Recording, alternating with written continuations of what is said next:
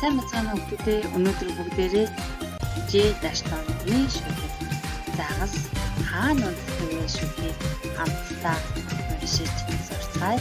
Багшийнхаа үгийг анхааралтай сонсоод дагаад уншаарай хүүхдүүдээ.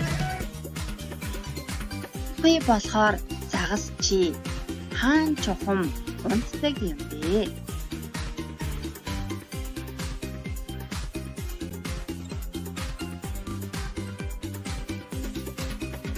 Миний мөрөөр яваад нүхэнд очлоо.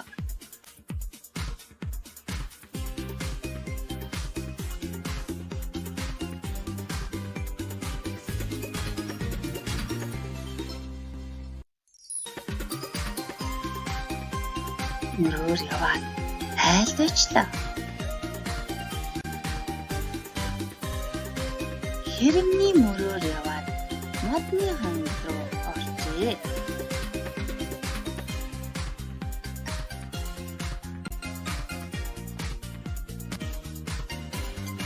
Хулганы мөрөөр яваад шалны завсар руу оржээ.